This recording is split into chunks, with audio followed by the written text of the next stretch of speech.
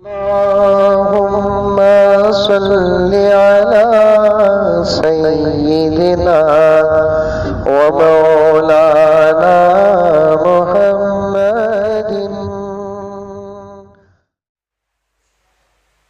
अल्हम्दुलिल्लाहि रब्बिल आलमीन वस्सलातु वस्सलामु अला सय्यिदिल अंबिया वल मुरसलीन मुहम्मदिन व अला आलिहि व अस्हाबिहि अजमाइन। क़ाल अल्लाहु तबारक व तआला फ़िल क़ुरआनिल मजीद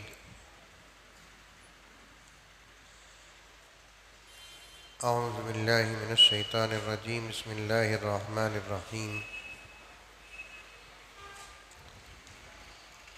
व आतुल यतामा अमवालहुम वला ततबद्दलुल ख़बीथ बित्तय्यिब वला तअकुलू अमवालहुम इला अमवालिकुम इन्नहु कान हुब्बन कबीरा। सदक़ल्लाहु मौलानल अज़ीम।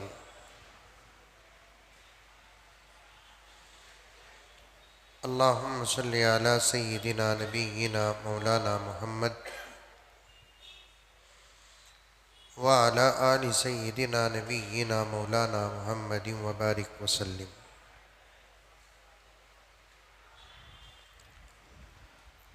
मुअज़्ज़ज़ सामीन किराम,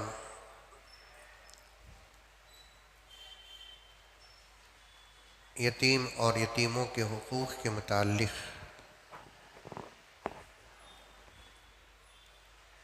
बात चल रही है। इस्लाम में यतीमों और बेवाओं का बड़ा मकाम है। उनका हक़ अदा करने वाला और उनकी ज़िम्मेदारियों को निभाने वाला, उन पर रहम और करम का मामला करने वाला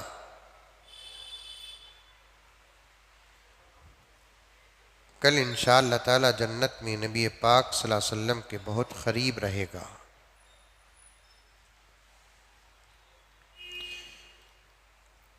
इससे बड़ी सआदत की बात क्या हो सकती है कि आका ने फरमाया, मैं और वो ऐसे रहेंगे जैसे ये दोनों उंगलियां आपस में करीब हैं।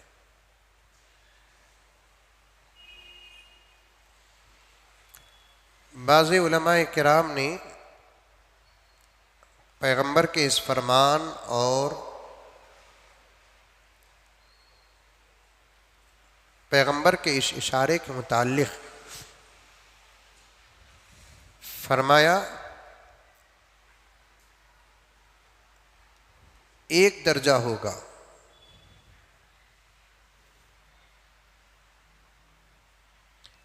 गर्ज़ यतीमों के साथ बहुत अच्छा सलूक करना चाहिए, चाहे वो यतीम मुसलमान हो, चाहे वो यतीम गैर मुस्लिम हो। बच्चे बच्चे होते हैं,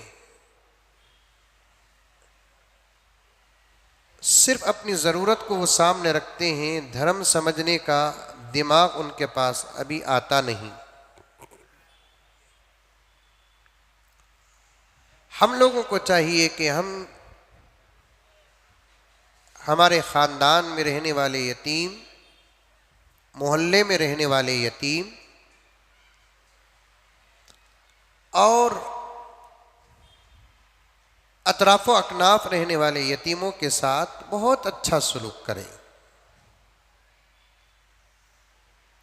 एक वाक़िया बोलना है मुझे, उससे पहले बातें अर्ज़ कर देता हूँ, क्योंकि आज तफसीर का आखिरी दिन है। एक निज़ाम बनाना चाहिए यतीमों की कफ़ालत का। जैसा कि कल मैंने कहा कि एक डिब्बा घर के अंदर रख दें,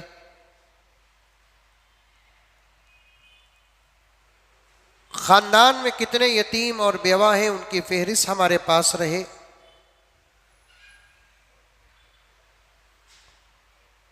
ख़ानदान ही में एक जमात तैयार हो जाए कि जो ख़ानदान के अच्छे लोगों के पास पैसा वसूल करे और यतीमों की कफ़ालत करे।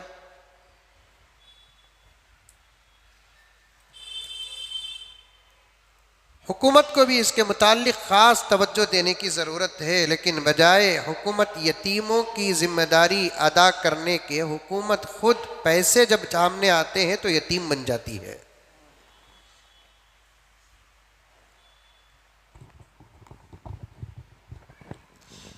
और आज के ज़माने में और एक मसला भी है, जब देने की बात आती है और लेने वाले जो मुस्तहिक होते हैं, हकीकी जो मुस्तहिक होते हैं, अगर वही सामने आ जाए तो देना भी आसान हो जाता है, लेकिन जब बात देने की आती है हकीकी मुस्तहिक को, तो कुछ खामखा के मुस्तहिक भी बन जाती हैं। ये भी बड़ा मसला है हमारे मुआशरे में और हमारे मुल्क में। गरीब तो नहीं होते, लेकिन गरीब बनकर सामने आ जाते हैं। फ़कीर नहीं होते, फ़कीर बनकर सामने आ जाते हैं। इसमें नुकसान किसका होता है? जो हकीकी मुस्तहिक होते हैं उनका नुकसान होता है। तहकीक करना चाहिए, तब जाकर खिदमत आसान होगी। और एक बात बताता हूं, सुनो, मैं शायद कभी किसी मौके में अर्ज किया था, शादियों को जाते नहीं, शादियों को जाते वक्त हम लोग तोहफे, तहाइफ और लिफाफे लेकर जाते हैं। मैं जाना गलत ये नहीं बोलता, खुशी के मौके पर दोस्तों को तोहफा देना भी जायज़ है। गरीबों को सदका देते हैं तो अमीरों को तोहफा भी देना चाहिए। आका ने फरमाया, तोहफा दो मोहब्बतें बढ़ेगी, तहादू तहाबू।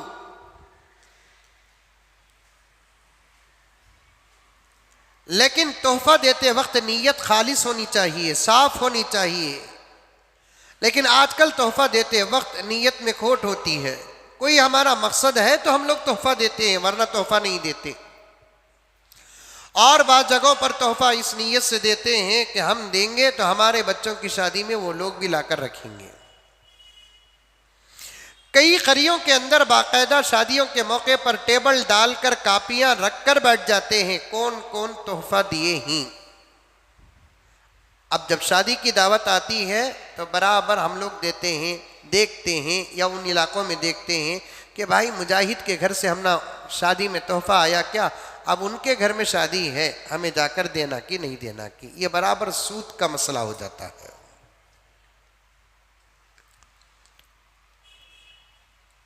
मैं आपको तोहफा दूं किसी खुशी के मौके पर, ज़रूरी नहीं है कि आप भी मेरी खुशी के मौके पर ज़रूर तोहफा दें और उतना ही दें या उससे ज़्यादा थे।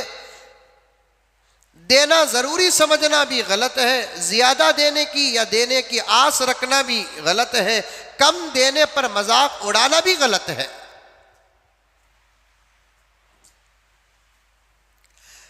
जब आपके घर में कोई खुशी थी उस वक्त मेरी पोजीशन अच्छी थी, मैं तोहफा लेकर आया। मेरे घर में कोई खुशी हो आपके घर में, या आपकी पोजीशन उस वक्त सही होना ज़रूरी नहीं है।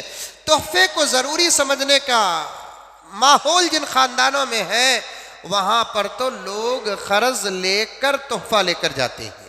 ये बहुत बुरी बात है।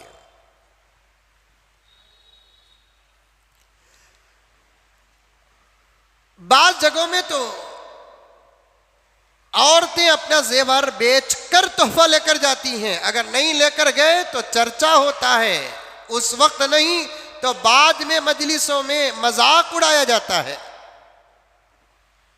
गलत है, वक्त नहीं, वरना मैं बताता कि तोहफे के भी आदाब हैं। और बाज बड़े अजीब गरीब किस्म के लोग होते हैं, नबी तोहफा लिए, सहाबा तोहफा लिए, औलिया तोहफा लिए, अल्लाह के नेक बंदे तोहफा लिए हैं। बाज़ लोग ऐसे हैं कि उनका तकवा उबलता है कि उनके घर की शादियों के कार्ड के नीचे एक लफ्ज़ जुमला भी लिखते हैं, माजरत के साथ गुजारिश है कि तोहफा लेकर आने की जहमत न करें। ये बताना चाहते हैं हमें देने वाले लेने वाले नहीं हैं। तोहफा देना भी सुन्नत है, तोहफा लेना भी सुन्नत है। ये शर्त नहीं लगा सकते आप कि माजरत के साथ गुजारिश है कि तोहफा लेकर आने की जहमत न करें। ये शर्त आप नहीं लगा सकते। एक सुन्नत का इनकार करने के बराबर हो गया। गर्ज बात आ गई तो कुछ 2-3 मसाइल आपके सामने पेश कर दिया। और भी जरूरी बातें आएंगी, तवज्जो से सुने। शादियों में, बर्थडे में, अकीक़े में, बच्ची के काज में, बच्चे के खतरे में और भी कई खुशियों के मौके पर तोहफे लेकर जाते हैं। जाना चाहिए। मैयतों के अगर किसी का इंतकाल हो गया तो जाते हैं। मैं यहाँ तोहफा लेकर जाओ, हर मैयत में तोहफा लेकर जाओ नहीं कहता, लेकिन एक बात बताना चाहता हूँ, शायद आप लोग मेरी इस बात से मुत्तफिक होंगे। गली गांव के अंदर या गली के अंदर या रिश्तेदारों में कोई मरता है तो मरने वाले की पोजीशन और उसकी हालत क्या होती है हमको मालूम है।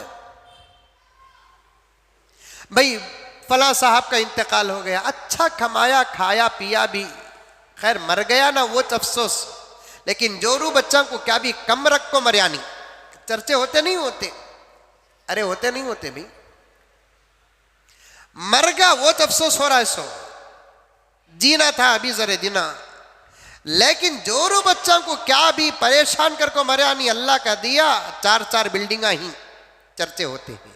अब ऐसे घरों को चाहेंगे तो तसल्ली देने के लिए जाओ, ताज़ियत अदा करने के लिए जाओ, अलग बात है। लेकिन कुछ लोग ऐसे भी होते हैं कि मरते हैं तो फिर उनके बारे में भी चर्चा होता है। बड़ा गरीब था भी, रोज़ खाता था, कमाता था, उन्हें कमाया तो उसका घर चलता था, ये भी तस्करे होते हैं। फली बेचने वाला भी, उन्हें पपई बेचने वाला, फला जगह पर मजदूरी करने वाला, जवान जवान बच्चियां हैं, छोटे छोटे बच्चे हैं। अब मालूम नहीं कि उसके घर का क्या होगा। ये तस्करे तो करते हैं, लेकिन जब जाते हैं मैयत के घर, हम एक बन लिफाफा भी लेकर जाना, उसमें 500-1000 रुपये रखकर जाना। मैयत के घर में बेवा रोती है, जनाजा उठने के बाद जब औरतें आती हैं ना, बेवा को तसल्ली देते देते एक मुट्ठी उसके हाथ में बन लिफाफा देकर आ जाना। अगर जाने वाले 50-100 आदमी 500-1000 रुपये लेकर चले गए तो 25-50 या 1 लाख रुपये स्पॉट जमा हो जाएंगे। बेवा, अमीर की बेवा जब रोती है तो सिर्फ सुहाग के छूटने के फिक्र से रोती है, लेकिन गरीब की बेवा जब रोती है तो वो सिर्फ अपने शौहर के मौत पर रोती नहीं, बल्कि अपने फ्यूचर, अपने मुस्तकबिल और अपने बच्चों के मुस्तकबिल को भी याद कर कर के रोती है। मैयत पे पढ़ के रोती है, चले गए ना जी तुम्हें, अब हमारा क्या, हमारे बच्चों का क्या। अल्लाह तो है, लेकिन फिर भी एक इतना यकीन ईमान होना नहीं। रोने वाली रोती है, चले गए, अब हमारा बच्चा, रास्ते में छोड़कर चले गए ना जी तुम्हें, 4-4 बच्चों को छोड़कर चले गए ना जी तुम्हें। खैर उसका रोना, उसका दर्द, उसकी फिक्र अपनी जगह पर है, लेकिन जब जनाजा उठ जाता है, तसल्ली देकर छोड़ो माँ, सब्र करो, मैं अल्लाह बड़े ही बोलकर उसके हाथ में एक मुट्ठी दे डाले, उन्हें लेकर रखी, और एक मुट्ठी दे डाले लेकर रखी, और एक मुट्ठी दे डाले लेकर रखी, और एक मुट्ठी दे डाले लेकर रखी। अल्लाह अकबर। 25-50 हज़ार रुपये अगर इस पाट में खतरे खतरे से दरिया बन जाता, कोई 100, कोई 500, कोई 1000, तो फिर कम से कम इद्दत का जमाना तो सुकून से गुजरेगा। बात सही है कि गलत है? नहीं। बड़े लोगों के घरों में कोई खुशी होती है तो लाखों रुपए के, हजारों रुपए के तोहफे लेकर जाते हैं। किसी गरीब का इंतकाल हो जाए तो उसके यतीम बच्चे, अल्लाह अकबर कबीरा, कि 1 महीना उस यतीमों के सर से बाप के गुजरने के बाद गुजरना मुश्किल हो जाता है।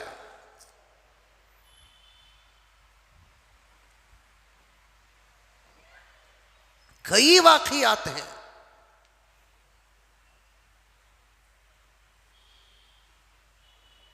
यतीमों बेवाओं का एक निजाम होना चाहिए। मुझे साफ कहने दीजिए, मसाजिद के जिम्मेदार भी इस पर तवज्जो नहीं करते। हर मोहल्ले में एक बैतुल माल होना चाहिए और उसके चलाने वाले अमानतदार होना चाहिए। और मस्जिद की कमेटी जो होती है 11-11, 15-15, 20-20 अफराद पर मुश्तमिल जो कमेटी होती है, बेकार की, न दीन के हैं न दुनिया के। तमाम को नहीं कहता, अक्सर को कहता हूं। 15 हजरात पर मुश्तमिल कमेटी होती है, लेकिन कुछ भी मस्जिद को फायदा नहीं। 20-20, 21-21 अफराद पर कमेटी होती है, लेकिन कुछ भी मस्जिद को फायदा नहीं। मेरे एक जज्बात बयान कर रहा हूं। ख्वाहिश, हिंदुस्तान में रहते हैं, जमहूरी मुल्क है, सबको अपना ख्याल पेश करने की पूरी इजाजत है। मेरी ख्वाहिश ये है कि मसाजिद को मसाजिद के जिम्मेदार चलाएं, क्योंकि कोई गरीब आदमी को मस्जिद का जिम्मेदार नहीं बनाते हैं ना, अच्छे पावरफुल आदमी को चलाते हैं। मसाजिद के जिम्मेदार मस्जिद के अखराजात संभाले, लाइट की बिल, पानी की बिल, इमाम साहब की तनख्वाह, खतीब साहब की तनख्वाह, मुअज्जिन साहब की तनख्वाह, नायब इमाम की तनख्वाह, मुअज्जिन की तनख्वाह, कमेटी के अफराद मिलकर चलाए और हर जुमा मस्जिद में चंदा हो और माहाना चंदे को इकट्ठा करे और उसके बाद उस चंदे से मोहल्ले के यतीमों बेवाओं को माहाना वजीफा जारी करे। क्या मस्जिद नबवी से यतीमों बेवाओं को वजीफा नहीं जाता था? हुजूर के ज़माने में, पैगंबर के ज़माने में मस्जिद नबवी से यतीमों बेवाओं को वजीफा नहीं जाता था? जब हज़रत अबू बकर पहले खलीफतुल मुस्लिमीन बने, क्या कमज़ोरों को वजीफ़ा हज़रत अबू बकर ने तय नहीं किया? हज़रत उमर ने तय नहीं किया? हज़रत उस्मान और हज़रत अली ने तय नहीं किया? हज़रत उमर बिन अब्दुल अजीज़ ने तय नहीं किया? यतीमों का वजीफ़ा तय था, बेवाओं का वजीफ़ा तय था, बीमारों का वजीफ़ा तय था, बूढ़ों का वजीफ़ा तय था, उलमा का वजीफ़ा तय था, इमामों का वजीफ़ा तय था, मुअज्जिनों का वजीफ़ा तय था। अल्लाह अकबर। मस्जिद नबवी मदीने मुनव्वरा के बैतुल माल से कितने बड़े बड़े काम होते थे और आज वो काम नहीं हो रहे।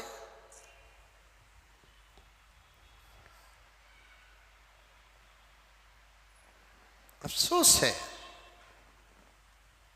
करेंगे तो बहुत कुछ काम हो सकता है,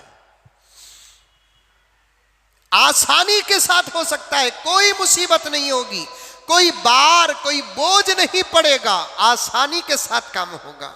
नौजवानों, अगर तुम इस बात की सलाहियत रखते हो तो तुम करो काम, आगे बढ़ो, बेड़ा उठाओ, अमानतदारी के साथ। यतीमों के नाम पर आने वाला पैसा, बेवाओं के नाम पर आने वाला पैसा, एक पैसा न खाओ। कुरान कहता है जो यतीमों का पैसा खाता है वो पैसा नहीं, जहन्नम की आग खाता है। इन्नमा याकुलूना अम्वालल यतामा ज़ुल्मन इन्नमा याकुलूना फी बुतूनिहिम नारा।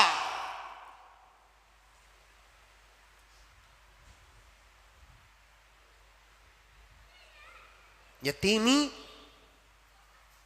मेरे आका की शान थी, काम होना चाहिए। वरना कल जो मैं जुमला कहा वो आज भी कहूंगा, अगर यतीमों और बेवाओं की हुकूमत को छोड़ो, उनको खाने के वास्ते बराबर नहीं मिल रहा, ना खिलाने की तौफीक उनको मिलती।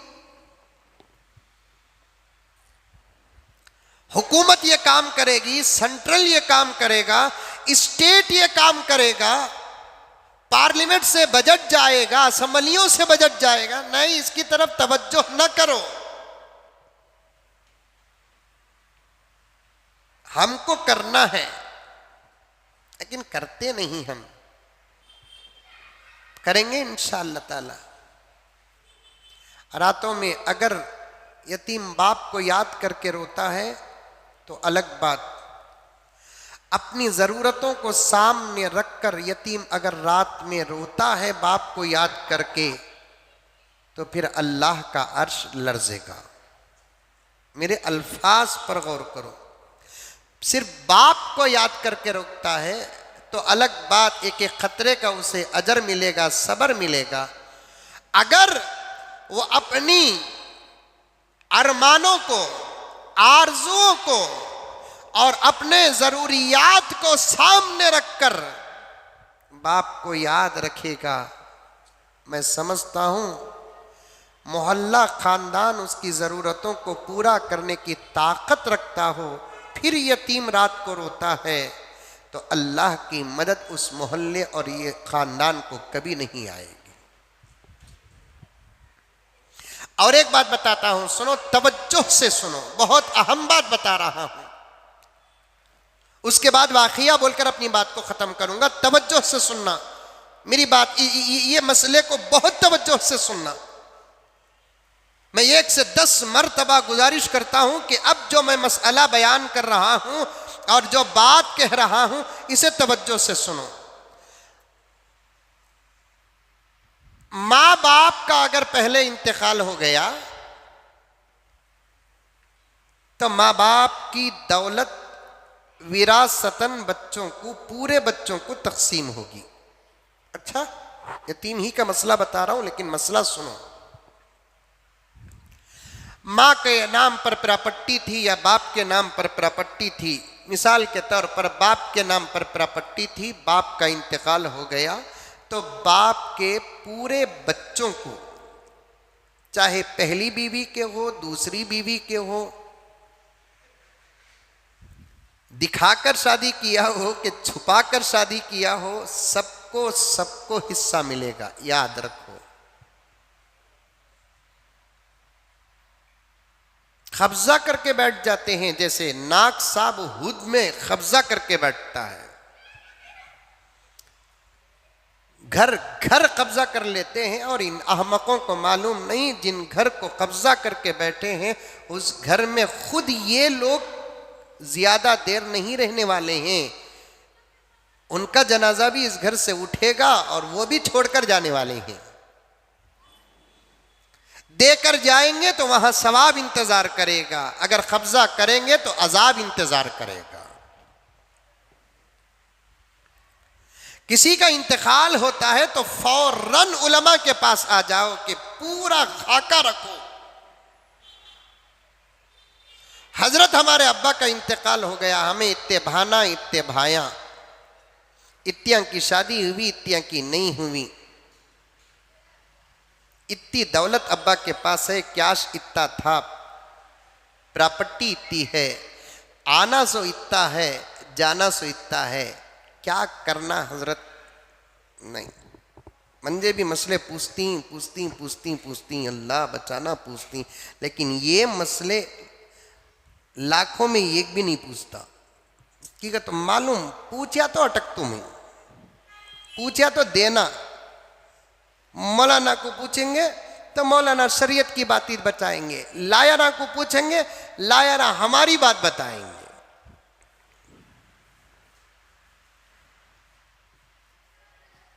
ऐसे मसले पूछते हैं। अभी हमारे इसी मस्जिद के एक मुसल्ली पूछ रहे हैं, भोले भाले हैं, हजरत एतकाफ में मस्जिद में बैठना सो कुर्सी में बैठ सकती क्या? पूछ रही। ऐसे मसले तो पूछते हैं, लेकिन ये नहीं मसले पूछते। सुनो, मैं बता रहा हूं, एक बात बता रहा हूं, सुनो। बाप का इंतकाल हो गया पहले तो जितने बच्चे जिंदा हैं सबको हिस्सा मिलेगा। बाप जिंदा था, बाप के सामने बच्चे का इंतकाल हो गया, शरीयत में उस मरने वाले बच्चे को हिस्सा नहीं। आ रही है बात समझ में? अरे मुंडी ती भी हलाओ बा, आ रही है? मोबाइल लाओ भाई। इन्हें बाबा इन्हें बाबा, इन्हें बेटा। बाप का पहले इंतकाल हो गया तो बच्चे जितने हैं सबको, जिंदा बच्चों को हिस्सा मिलेगा। बाप जिंदा था, बेटे का इंतकाल हो गया, अब बेटा को बाप की प्रॉपर्टी में से हिस्सा नहीं, क्योंकि मरने वाला बच्चा दो हाल से खाली नहीं रहेगा। एक, या तो उसकी शादी नहीं हुई होगी, शादी होकर ही नहीं तो मुर्दे को हिस्सा दिए तो कहां जाएगा वो हिस्सा, इसलिए हिस्सा नहीं। शरीयत का कानून है, पहले से उलमाए किराम फरमाते हैं शरीयत को अपने अकल के तराजू में न तोलो। अब अगर बाप जिंदा था, शादीशुदा बेटा जिसकी बीवी भी है, दो चार बच्चे भी हैं, अगर वो मर गया तब भी बाप की प्रॉपर्टी में उस बच्चे को हिस्सा नहीं। लोग क्या करते हैं, इस मसले की मुझे पूरी वजाहत अल्हम्दुलिल्लाह एक मर्तबा हमारे शहर बेंगलोर के मशहूर आलिम दीन हज़रत मौलाना अतीकुर रहमान साहब अरशद रशादी दामद बरकातुहुम के साथ बैठने से पूरी वजाहत हमारे सामने आई। हजरत ने बड़ी अच्छी बात बताई। बाप के सामने अगर शादीशुदा बच्चा मर गया, उसकी बीवी है, अब बेवा हो गई, यानी बेवा बहू, उसके छोटे छोटे 3-4 बच्चे हैं, यतीम पोता पोती। अब चिचावा फुफुआ सब शरीयत की बात करते हैं, दूसरे तमाम बातों में शरीयत पानी में मार लेकर गई। जब प्रॉपर्टी का हिस्सा देने का वक्त आता, भाई हमें पूरे मौली साहबान से पूछे, अम्मा बाबा के सामने बच्चे मर गए तो उनको हिस्सा नहीं करते। हमें देवबंद से पूछे, बरेली से पूछे, दारुल क़ज़ा से पूछे, फलां पूछे, फलां पूछे, हिस्सा नहीं। जरा सोच कर देखो कि बेवा बहू है, खुद के यतीम पोता पोती हैं, हिस्सा नहीं, तो बहू छोड़ो भाई, बाहर से आई अब बाहर की होगी, पोता पोती तो हमारे ही ना, अब उनको हिस्सा नहीं देंगे तो अब वो पोता पोती का क्या होगा? शरीयत क्या जालिम है? शरीयत जालिम है? हजरत मौलाना अतीकुर रहमान साहब अरशद रशादी दामद बरकातुहुम ने एक मरतबा मेरे इस सवाल पर बड़ा बेहतरीन जवाब दिया। फरमाया, मौलाना दादा जिंदा है, बाबा जिंदा, बेटा मर गया, पोता पोती यतीम हो गए, असल में बाप जिंदा रहा तो मरने वाले बच्चे कुछ हिस्सा नहीं, जिंदे बच्चों को भी हिस्सा नहीं है, क्योंकि माल तो बाप का है ना। आई बात समझ में? चलो भाई, अब क्या करना? दादा को एक इख्तियार है, हर इंसान को वो इख्तियार मिलता है। खुदा करे कि ये बारीक बात मैं बहुत आसानी से समझाने की कोशिश कर रहा हूं, आप तमाम लोगों के जहनों में ये बात आ जाए कि दादा और आप में से हर एक को एक इजाजत मिलती है क्या, हम अपने माल में 1/3 तक वसीयत कर सकते हैं कि मेरे मरने के बाद मेरी दौलत में से इतना हिस्सा या इतना पैसा किसी को भी, वो जिसको वसीयत करता है उसे दे दे। तो दादा को चाहिए कि अपनी जिंदगी ही में यतीम पोता पोती के लिए कुछ हिस्सा उसी वक्त अलग करके रख दे, क्योंकि वो बच्चे जो हैं कोई और नहीं, हमारे बच्चों के ही बच्चे हैं। बहुत सारे घरों के अंदर बहू का गुस्सा पोता पोती पर उतारते हैं, बिल्कुल जुल्म है, बिल्कुल जुल्म है। पोता पोती जो यतीम हो गए, दादा जिंदा है और उस पोता पोती, यतीम पोता पोती को क्या रोड के हवाले करेगा, दरगाह के दरवाजे के हवाले करेगा, मस्जिद के दरवाजे के हवाले करेगा? अब बेटे का इंतकाल हो गया, शादीशुदा बेटा है, उसकी बीवी बहू बेवा हो गई है और उसके बच्चे पोता पोती यतीम हो गए हैं, तो दादा को फौरन क्या करना चाहिए कि मरने से पहले पहले अपनी दौलत का एक हिस्सा पोता पोती को कर देना चाहिए। बकिया बच्चों को बोलना, ये पिरापट्टी मेरे मरने के बाद तुम्हें उठा लियो, ये पिरापट्टी ये भी मेरी, ये भी मेरी। चाहूं तो ये पूरी मैं मेरे यतीम पोता पोती को दे सकता हूं, लेकिन मैं तुम्हारा हक भी मारना नहीं चाहता। अब चूंकि पूरा मेरा है, मैं जिसे चाहे उसे दे सकता हूं, फिर भी मैं एक हिस्सा मेरे मरने वाले बेटे के यतीम बच्चों के लिए मैं अलग कर रहा हूं, फौरन कर देना चाहिए, वरना वो यतीम पोता पोती जैसे जैसे अक्ल संभालेंगे, अपने दादा के जुल्म को याद करेंगे, तो उन बच्चों का याद करना भी दादा के लिए बद्दुआ बन जाएगा।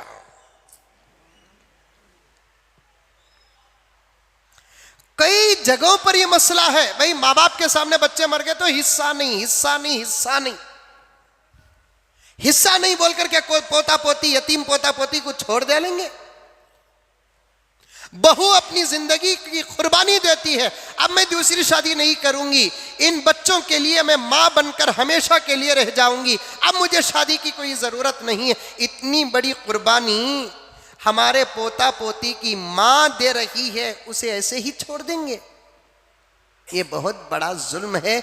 इस मसले को गौर से समझिए। अल्लाह ताला हम तमाम को समझने की तौफीक अता फरमाइए। यतीमों के साथ, बेवाओं के साथ बहुत अच्छा सलूक करना चाहिए। वाक़िया आपके तड़प में रहेगा, मैं तफसील में जाना नहीं चाहता और वक्त भी मेरे पास नहीं, एक प्रोग्राम को भी मुझे जाना है। पैगंबर के ज़माने में एक सहाबी का बच्चा गुम गया। वो सहाबी 1-2 दिन तलाश करे, पूरा मदीना, अतराफ, अकनाफ, वादियाँ, पहाड़, लेकिन बच्चा नहीं मिला। नबी की खिदमत में आए, साहिबुल मोजिज़ात थे आका, निगाह नबुव्वत जब पड़ती तो दुनिया सब पेश हो जाती।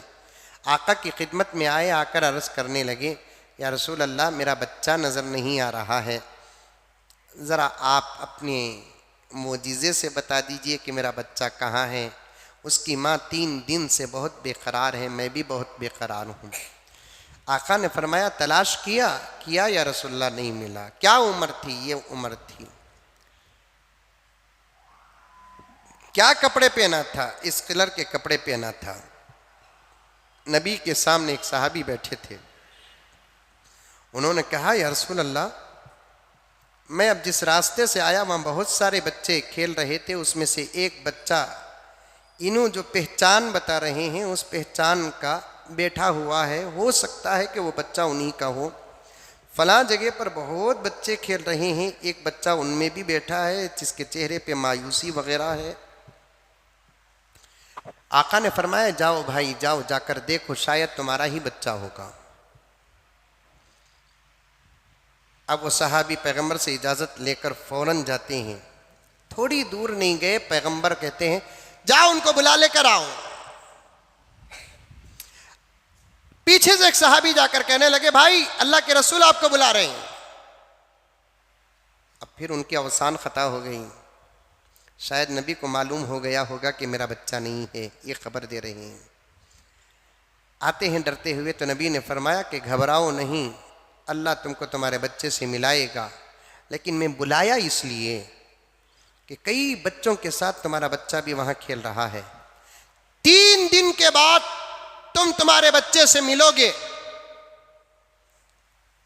अगर वहां तुम्हारा बच्चा रहे तो तुम आहिस्ता जाना, अपने बच्चे को लेना, अपने घर आना, जितना चाहे उतना प्यार करना, लेकिन दूर ही से तुम तुम्हारे बच्चे को बेटा कहकर न पुकारना। करीब पहुंचकर उसे सीने से लगाकर बोसे वोसे मत देना। मानता हूं हर दिन माँ बाप की मोहब्बत बढ़ती है और बच्चा नजर ना आ जाए तो और भी उबलती है। 3 दिन से तुम्हारा बच्चा नजर नहीं आया, तुम्हारी मोहब्बत की इंतहा नहीं होगी, लेकिन मैं इसलिए तुमको बेटा कहने से रोक रहा हूं, प्यार करने से मना कर रहा हूं। उन बच्चों में कोई बच्चा यतीम भी होगा, तुम बेटा कहकर पुकारोगे तो उस यतीम को उसका बाप याद आ जाएगा। तुम उसे सीने से लगाकर प्यार करोगे, चिमटोगे, बोसा दोगे, उसमें से किसी यतीम बच्चे को उसके बाप का प्यार आ जाएगा। मैं रहमतुल लिल आलमीन हूं, मेरे जमीन में होते हुए किसी यतीम का दिल टूटे, ये मेरे शान के खिलाफ है। आज उसी नबी के हम नाम लेवा हैं। हमने देखा है कि हमारे बच्चों को हम कितना लाड़ो प्यार करते हैं। बाजू यतीम बच्चा भी खड़ा होता है, मालूम नहीं तो मालूम नहीं, अगर मालूम हो जाए तो बड़ी एहतियात करना पड़ता है, बल्कि उसी के साथ उसके साथ भी अच्छा सलूक करना पड़ता है। चॉकलेट बच्चे को दिला रहे हैं, कोई गरीब की यतीम की खड़ा है, लेकिन देखिए एक अजीब बात है, बच्चों के अंदर इतनी अक्ल तो ज़रूर रहती है कि अगर हम हमारे बच्चे को कोई चीज़ दिलाते हैं, हमारा बच्चा हमसे लाड़ प्यार करता है, डिमांड करता है, लेकिन करीब खड़ा हुआ यतीम की गरीब की बच्चा देखता तो रहता है, घूरता तो है, लेकिन ज़िद नहीं करता। क्यों ज़िद नहीं करता? उसे मालूम है कि ये मेरा बाप नहीं है, इसके सामने मेरा लाड़ नहीं चलेगा, इसके सामने मेरी ज़िद नहीं चलेगी। थोड़ी देर घूरूंगा तो हो सकता है कि वो मुझे चॉकलेट तो दिला देगा, लेकिन मेरा लाड़ उसके पास नहीं चलेगा। इसलिए दोस्तों, दुकान के पास भी अगर गए, अतराफ अकनाफ एक नज़र डालो, तुम्हारी हरकतों से किसी का दिल तो नहीं टूट रहा है, तुम्हारी हरकतों से किसी के आंखों में आंसू तो नहीं आ रही हैं, तुम्हारी हरकतों से किसी को अल्लाह पर अल-इयाज़ु बिल्लाह शिकवा या एतराज़ करने का मौका तो नहीं मिल रहा है। बड़ी एहतियात करना चाहिए। इसी को अखलाक कहते हैं, इसी को अदब कहते हैं, इसी को तमीज़ कहते हैं। आज हमारे माशरे में ये बातें नहीं हैं। अल्लाह अकबर। कुछ सख्त दिल इंसान तो ऐसे होते हैं जो अपने सगे भाई के यतीम बच्चों के साथ अजीब सलूक करते हैं, अपनी सगी बहन के यतीम बच्चों के साथ अजीब सलूक करते हैं। ये अखलाक से बहुत दूर बात है। दो कुरान पाक में 20 पर 3 जगह से ज़्यादा सलूक करने की तौफीक अता फरमाए। ख़ास तौर पर यतीमों के साथ अच्छा सलूक करने की तौफीक अता फरमाए। पहली आयत ख़त्म हुई, दूसरी आयत का बराबर मैंने आपके सामने तर्जुमा व तफसीर भी पेश नहीं किया। 20 दिन गुज़र गए हैं, कल से ताक़रात है, ताक़रातों का सिलसिला शुरू हो जाएगा। इंशाअल्लाह ज़िंदगी बाकी रही तो आइंदा साल इसी सिलसिले को आगे रखूँगा। अल्लाह मुझे और आपको सबको अमल करने की तौफ़ीक़ अता फ़रमाए। ईदैन और ख़ुशियों के मौके पर माँ बाप के पैर पड़ सकते हैं, गरचे कि ये इख्तिलाफ़ी मसला है। मैं इसको कई जुमा पहले भी बयान कर दिया कि माँ के कदम पड़ सकते हैं, बोसा दे सकते हैं। झुकना सजदा नहीं है, सजदा एक अलग चीज़ होता है, झुकना एक अलग चीज़ होता है। माँ और बाप के पैरों को बोसा दे सकते हैं। बीवी शौहर के पैर पड़ सकती है, नहीं पड़ सकती। खव्वालियों में जब मोहम्मद का नाम आ जाए तो क्या दुरूद पढ़ना है? आका का नाम जहाँ भी आए दुरूद पढ़ना है, लेकिन खव्वाली में जाकर कहीं को सुनता ही नहीं। सॉक्स पहनकर नमाज पढ़ सकते हैं क्योंकि टकने नहीं दिखते। ऊपर का कपड़ा टकने के ऊपर नहीं पड़ना। सॉक्स वगैरह से अगर टकने छुपते हैं तो इससे नमाज में कोई फ़र्क पैदा नहीं होता, नमाज हो जाती है, पढ़ सकते हैं। जी, कोई सवाल है? आप में से कोई सवाल करना है? लकल हम्दु लक शुक्रिया अल्लाह। अल्लाहुम्मा सल्लि अला सय्यिदिना नबीना मौलाना मुहम्मदिन व बारिक व सल्लिम। रब्बना आतिना फिद दुनिया हसना व फिल आखिरति हसना व क़िना अज़ाबन्नार। रब्बना ज़लमना अनफुसना व इन लम तग़फिर लना व तरहमना लनकूनन्न मिनल ख़ासिरीन। अल्लाहुम्मा इन्ना नस्अलुका इल्मन नाफ़िअ व अमलन मुतक़ब्बला व रिज़्क़न हलालन तय्यिबा व शिफ़ाअन मिन कुल्लि दा। सुब्हान रब्बिका रब्बिल इज़्ज़ति अम्मा यसिफ़ून व सलामुन अलल मुरसलीन वल्हम्दुलिल्लाहि रब्बिल आलमीन।